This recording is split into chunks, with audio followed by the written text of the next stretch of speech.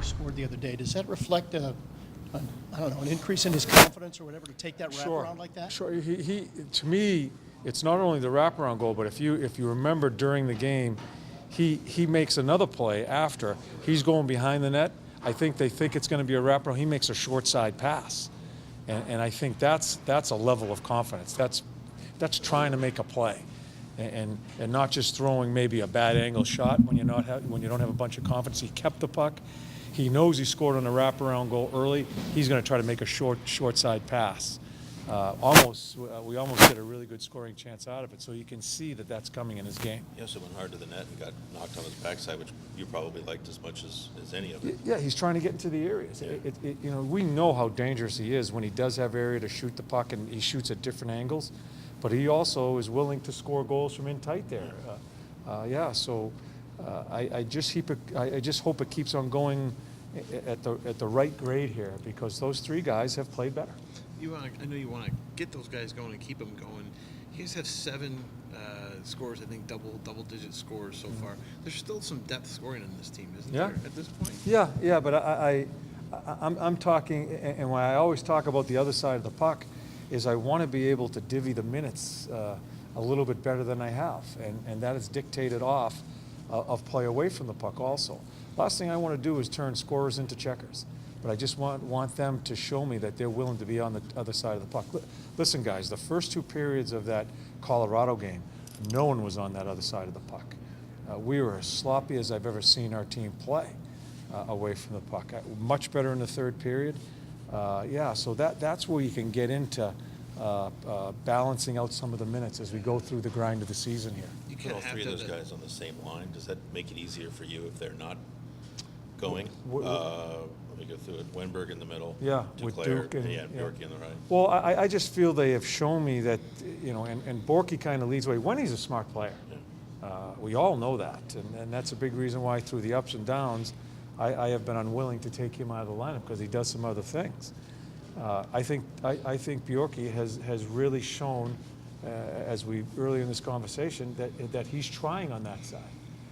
Duke's still a work in progress. I think he's trying. I just don't think he knows. I don't think, sometimes I tell him things and he looks at me like it's a foreign language. I just don't think he understands something. We're going to keep on teaching. The number of guys on the score sheet the other night, John, is that reflective of the balance you're looking for, or are we looking too much at points there? Yeah, I don't know. I don't think we played a good hockey game until the third period.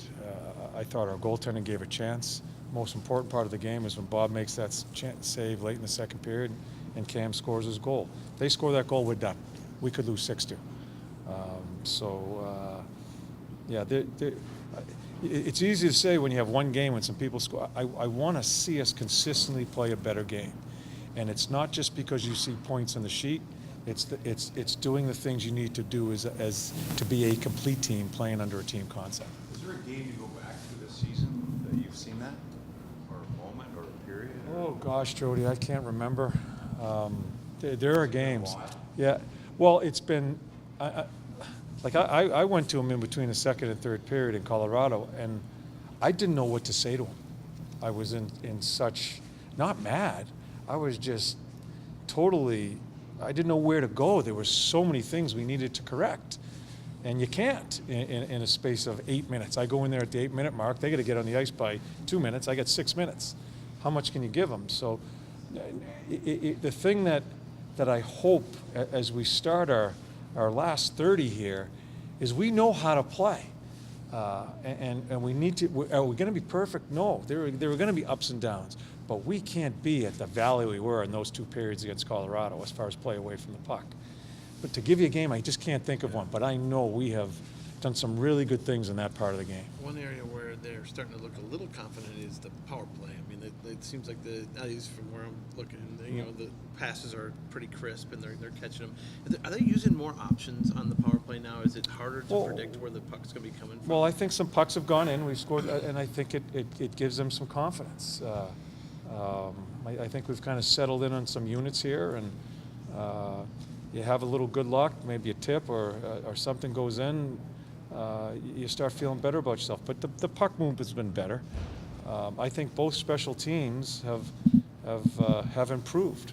Certainly the penalty killing Started improving a lot earlier than our power play, but they're still both very streaky as you go through a long season. So hopefully we can keep them both going. You expect Ryan Murray to play tonight? I have no idea. I haven't talked to the And trainers. Bob will be in goal. And you're playing a team tonight that really focuses on shot blocks, especially when your team has struggled with execution. What do they have to do to counteract what the Coyotes are going to try to do? Do they really value that shot block? Yeah, shot blocking is a big part of a lot of teams. We don't have specific points of what to do against the Coyotes. We have enough things, as I just told Jody, to work on with our execution, whether it's against the Coyotes, Dallas, whoever it may be. Doesn't matter. We just got to concentrate on how we play. We just found out that Brandon Dubinsky went back to kind of get an MRI on his hip or something. Just his season. I mean, it's been a tough season again for him, or have you liked what he's gotten more so than last year? Yeah, I think Doobie wants to play more minutes in more of a, I guess, of an offensive role. It hasn't worked out that way. I think guys have played better. He has had a hell of a year in the face-offs. Although players don't always want to grab a hold of that, I think that's a really good thing. That's a very important thing. And I think Doobie's smart enough to know that is. I think when he talks to you guys, he's kind of sending a message to me. He just doesn't want to be that. But that falls into his realm when he gets back here. But I think Doobie's had a good year. And we'll see where he goes here. And we'll just keep on banging away. Having Jenner back the other night seemed to be a spark in a lot of ways. What did he give you and give you a chance to add to the lineup? Yeah, well, he gives me another center that I think he's turned into a really good center. We've really tried to stay consistent with him all year long, play him in the middle. Another face-off guy with Doobie out. Jen's had a good night there. It allows me to put that line together. It scores the winning goal on a forecheck, which that line needs to do.